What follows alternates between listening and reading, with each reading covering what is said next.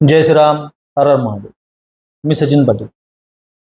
मनुवादी प्रतिगामी हे वारकरी संप्रदायामध्ये घुसलेले आहे, असं पवार साहेबांचं मत आहे.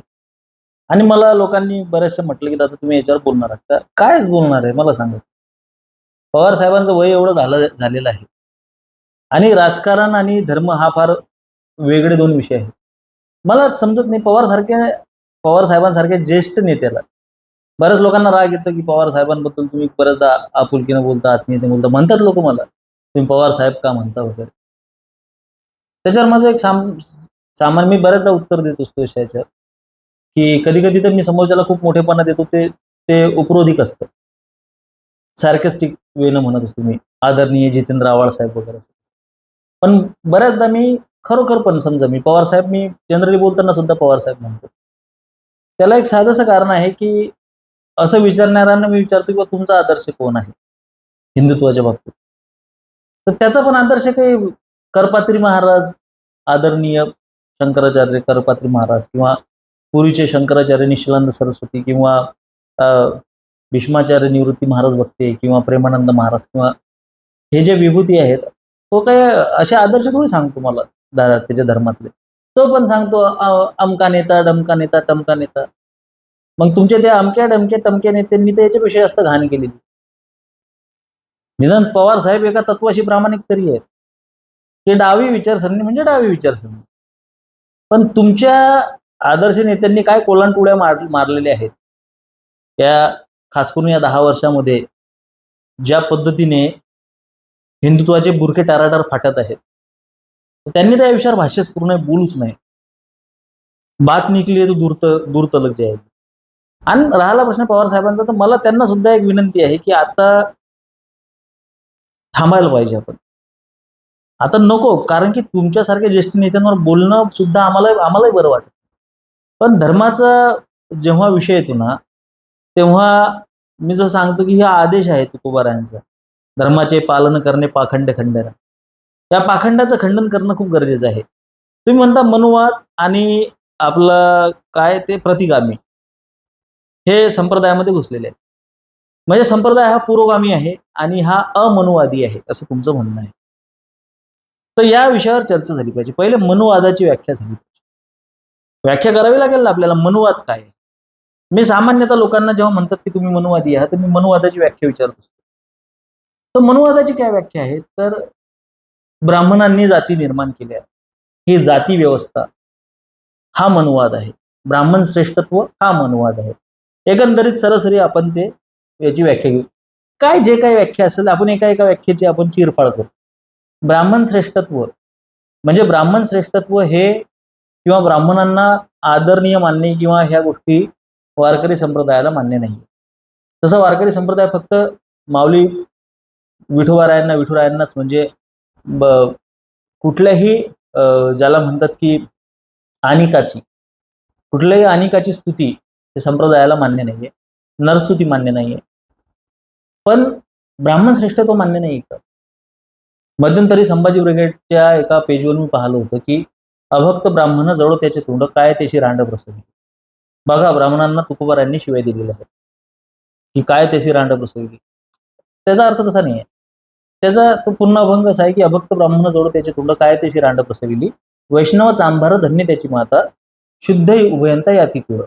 याचा अर्थ असा आहे, की जो ब्राह्मण कुळात जरी जन्मला असेल, श्रेष्ठता तर इथं झाली ना, की ब्राह्मण कुळात जरी जन्मला असेल, पण तो अभक्त असेल, तो भक्ती संप्रदायातला नसेल, तो नास्तिक असेल. एक फोटो बघा तुम्ही. या फोटोवर आपण बोलू नंतर, की नास्तिक याच्या एवढी टीका तुकोबारायांनी. गाथा विकत घ्या ना, स्वतःवर उपकार कराय, गाथा विकत घ्या.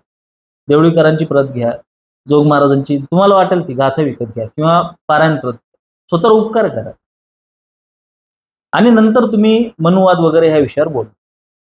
नास्तिकांवर जेवढी टीका केलेली आहे तुकोबारायांनी, इथे अभक्ती, तो ब्राह्मण जरी असेल पण तो अभक्त असेल आणि हा चांभार जरी असेल पण वैष्णव असेल, अशी ती तुलना आहे. याच्यामध्ये ब्राह्मणांना शिवाय कुठं दिलेलं? तुम्हाला साधं व्याकरण समजतं का? बरं ठीक आहे, ब्राह्मणांची स्तुती तुम्हाला ऐकायची आहे का? स्वतःच्या पत्नीला उपदेश करताना तुकोबारायांनी विप्र, द्विज, ब्राह्मण यांची सेवा करावी असा उपदेश केलेला आहे. उपकार करा स्वतःवर गाथा ना त्याच्यामध्ये बघा. त्याच्यामध्ये किंवा मोरया गोस्वामीला भेट दिल्यानंतर ब्राह्मणांची स्तुती तुकोबारायांनी केली, किंवा वर्णाश्रम करती चोख तरीच पावती उत्तम लोक असं तुकोबारायांनी म्हटलेलं आहे. वैदिकांना तुम्ही मनवादी म्हणाल तर वेद निंदितो चांडाळ दुष्ट सुतकिया खळ मातीची थाने फाडी तया जोडी कोणते, हे तुकोबारायांनी म्हटलेलं आहे. तुकोबारायांनी वेदांना सुद्धा श्रेष्ठ म्हटलेलं आहे. तुम्ही आचार्य परंपरेला विरोध करत असाल, समजा की आमचा संप्रदाय आचार्य परंपरेला म्हणत नाही, तुका करी प्रणिपात दंडवत आचार्य, आचार्य परंपरेचा सुद्धा सन्मान केलेला आहे. स्वतःवर उपकार करा, गाथा विकत आणा. जाती व्यवस्थेला विरोध केलेला आहे म्हणावं तर कोल्हापूरला ब्लॅक पॅन्थरने गाथा जाळली. का जाळली? 56 अभंगांवर त्यांनी आक्षेप घेतला की हे जातीवादी अभंग आहेत. त्याच्यावर तुम्ही काय भाष्य कराल? ते क्षेपक आहेत, ते प्रक्षिप्त आहेत, ते ब्राह्मणांनी टाकले असं जर म्हणाल तर तुम्ही गाथा घ्या, ती उघडा, कुठलंही पान उघडा, कुठलंही, आणि सगळे अभंग बघा. त्यामध्ये असे तुम्हाला कित्येक अभंग दिसतील ज्या आजच्या मनुवादाच्या व्याख्येनुसार त्याच्यात फीड बसतात, की तुम्ही म्हणाल की अरे ही गाथा मनुवादी. स्वतःवर उपकार करा, गाथा विकत आणा. चोखोबारायांचा एक अभंग आहे. आज जर का चोखोबारा असते त्यांच्यावर केस केली असती, पॅन्थर सगळ्यांनी फोन करून धमके दिले असते, शिवे दिले असते. एक अभंग आहे, मी तो सांगणार नाही, पण अशा खूप साऱ्या गोष्टी आहेत की ज्या तुम्ही जे प्रतिगामी पुरोगामी, वास्तविक पाहता वारकरी संप्रदाय हा तुमच्या आवाक्याबाहेरचा आहे, हा प्रतिगामी पुरोगामीच्या बाहेरचा आहे. तत्कालीन समाज व्यवस्था त्यानुसार केलेलं भाष्य, आणि आज विष्णुमय जग वैष्णवांचा धर्म भेदाभेद भ्रम अमंगळ. अरे आम्ही तर संघ भाजपाला सोडत नाही, त्यांना सुट्टी देत नाही. त्यांनी जशी संविधान दिंडी आणली डाव्यांनी, तशी उजव्यांनी सुद्धा एक वारी समतेची आणली, ती आम्ही त्याला सुद्धा घोडे लावतो. मी खूपदा त्याच्या विरोधात बोलतो. तुम्ही आता वारकऱ्यांना समता शिकवणार आहात का? राजकारण करू नका, स्वतःवर उपकार करा, राजकारण करू नका. धर्म ही तुमच्या कक्षेबाहेरचा विषय आहे. आता इथे एक नास्तिक व्यक्ती विना घेऊन सापावर पाय देऊन उभा आहे. सापाचं नाव मनुवाद आहे आणि वरती शरद पवार साहेब आहे. शासकीय पूजा विठुरायाची केलेली स्वतःची मुलगी म्हणते की माझे वडील नास्तिक आहेत. तार्किकांचा टाका संघ पांडुरंग स्मरा हो, हा जगद्गुरु तुकोबारांचा आदेश आहे. विठू माऊलीचं देवी देवतांचं कुठे राम राम म्हणता तुझ्या बाचे काय जाते, राम न म्हणे त्याचे गाढव माता पिता. यांच्या तोडून कधी तुम्ही राम ऐकलं का? रामाची टीकाच आपण ऐकली का? रामायण महाभारताची गरज नाही असं म्हणणारे हे पवार साहेब, तुम्ही वारकऱ्याच्या वेशभूषेत दाखवताय. इतके पक्षांधता, इतकी आंधळेपणा तुमच्यात कुठून येतो? काही गरज नाहीये. पवार साहेबांचा मानणारा खूप मोठा वर्ग आहे, खूप मोठं त्यांचं चांगलं राजकारण चाललेलं आहे. कशाला तुम्हाला प्रतिगामी घुसले त्यांना वारकरी समाज? मी खुलं आवाहन करतोय, खुलं चॅलेंज देतोय. काय असते पुरोगामी, काय असते प्रतिगामी? कशाला तुमच्या आधुनिक व्याख्यांमध्ये आमच्या इतके श्रेष्ठ संप्रदायाला तुम्ही बसवता? तुमच्या लायक्या, तुमच्या पात्रता आहेत का? हा विश्व संप्रदाय आहे. या विश्व संप्रदायाला तुम्ही प्रतिगामी पुरोगामी, तुमच्या सडलेल्या राजकारणासाठी, तुमच्या तृतीय श्रेणीच्या थर्ड राजकारणासाठी तुम्ही इतक्या श्रेष्ठ वारकरी भक्ती, ज्ञान आणि वैराग्याच्या या वारकरी संप्रदायाला तुम्ही कशाला त्याचे विभाग करायचा प्रयत्न करता? पुरोगामी प्रतिगामी जे आहे ते आहे, जे तत्वज्ञान आहे ते आहे, त्याचा तसाच्या तसा स्वीकार करा. पटत असेल तर घ्या, नाही तर सोडून द्या. तुम्ही ज्या गोष्टींना मनुवादी म्हणतात ना, त्या सगळ्याचे प्रमाण मी तुम्हाला गाथा ज्ञानेश्वरीत दाखवून देतो. त्या सगळ्या गोष्टी गाथा ज्ञानेश्वरीत वर्णित आहेत. मुळात यांना करायचं काय आहे की मुग्धा कर्णिक जे बोललेली आहे तुकाराम आणि अडाणेश्वर, जगद्गुरु तुकोबाराय आणि माऊली ज्ञानोबारायांच्या बाबतीमध्ये, मुळात यांना हेच करायचं आहे. यांना आधी सांगायचं आहे की बाबा वारकरी संप्रदाय कसा पुरोगामी आहे. मग त्याच्याकडे लोक वळाल्यानंतर त्याच्यातल्या काही गोष्टी दिसतील की त्या आजच्या तुमच्या मॉडर्न मॉरॅलिटीमध्ये बसत नाहीत, तुमच्या आधुनिक नैतिकतेमध्ये त्या गोष्टी बसत नाहीत, तुमच्या आधुनिक याच्यामध्ये बसत नाहीत. मग तशा पद्धतीने बाबा आता हाच कालबाह्य झालेला संप्रदाय आहे. फिरून मत त्याच्यावरच येणार आहे, फिरून मत नास्तिकवादावरच येणार आहे. हेच कारण आहे की बाबा वारकरी संप्रदायाचा चेहरा मोहरा बदलायचा आहे, आणि बदललेल्या चेहऱ्या मोहऱ्याला स्वीकार करण्याचा प्रयत्न जेव्हा समाज करेल तेव्हा त्याच्या लक्षात येईल की नाही, वारकरी संप्रदाय तसा नाहीये. त्याचं मूळ वारकरी संप्रदायाचं जे बाह्य स्वरूप आहे त्याच्यामध्ये त्याहीपेक्षा खूप खोल आतमध्ये अंतरंग आहे संप्रदायाचं. त्या अंतरंगापर्यंत संप्रदाय पोहोचलाच नाही, लोक पोहोचलीच नाहीत पाहिजेत, म्हणून संप्रदायालाच बाह्य स्वरूपाने प्रतिगामी पुरोगामी अशा पद्धतीने करण्याचा प्रयत्न चालू आहे. तर अशा पद्धतीने विभाग करून लोकांमध्ये संभ्रम निर्माण करून तुम्ही मुग्धा कर्णिक सारख्या लोकांच्याच विचारसरणीची पाठराखण करत आहात, त्याच मार्गावर समाजाला नेत आहात. मुळातच वारकरी संप्रदाय ना पुरोगामी आहे ना प्रतिगामी आहे. वारकरी संप्रदाय काहीच नाहीये आणि वारकरी संप्रदायच सर्व काही आहे. पण तो तुमच्या आधुनिक व्याख्यांमध्ये किंवा तुमच्या ह्या सामाजिक, तुमच्या राजकीय त्या याच्यामध्ये त्याला चिमटीत पकडण्याचा प्रयत्न करू नका. आपल्या अंतसमयी आपण जगद्गुरु तुकोबाराय माऊली ज्ञानोबारायांच्या बद्दल जेवढं चांगलं बोलता येईल, प्रभू रामचंद्रांबद्दल जेवढं चांगलं बोलता येईल, विठोबाबद्दल, पांडुरंगाबद्दल त्याचं स्मरण, कशाला तुम्हाला तिथे पण राजकारण करायचं आहे?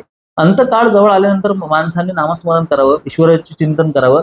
अशा पद्धतीने कुठं संप्रदायावर भाष्य करून किंवा करूच नाही, त्याची पाठराखणी होता कामा नये, जास्त विरोध होता. कारण पवार साहेब ज्येष्ठ आहेत त्याच्यामुळे मी जास्तही त्याच्याबद्दल काही बोलणार नाही. कारण की मी बघतो लोकांच्या मनामध्ये खूप चांगली भावना आहे पवार साहेबांबद्दल. जेन्युइन राजकारण केलं, बऱ्याचशा लोकांची मदत केली आहे. मी खूप लोकांना भेटलो मध्यंतरी आणि लोक का मानतात त्याच्याबद्दल आपण जर का, पण राव धर्म नका बोलू तुम्ही. मला नाही पटत ती गोष्ट. व्यक्तिशः मला ती गोष्ट कधीच आवडलेली नाही. तुम्हाला ती गोष्ट करायची आवश्यकताच का पडते? कशाला तुम्हाला इकडे यायची गरज पडते? आज वारकरी लोक पण खूप जास्त मानतात. बरेचसे वारकरी लोक पाहतो की जे पवार साहेबांना मानतात. त्यांच्याकडे माझ्या प्रश्नाची उत्तरं नसतात. ते म्हणतात की नाही ते ते सोडून द्या, ते झालं. नाही बोलायला पाहिजे तसं. मान्य करतात लोक. वारकरी संप्रदायातील लोक जे पवार साहेबांना मानतात ना, त्या 100 पैकी 100 लोकांनी माझ्या समोर हे मान्य केलेलं आहे की नाही ते पवार साहेबांनी नाही बोलायला पाहिजे. मग कशाला स्वतःची प्रतिमा मलिन करून घेताय तुम्ही?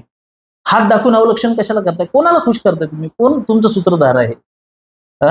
हे असं करू नका, ही आमची विनंती आहे. माझे विचार पटत असतील तर सहकार्य असू द्या. धन्यवाद. जय श्रीराम. हर हर महादेव.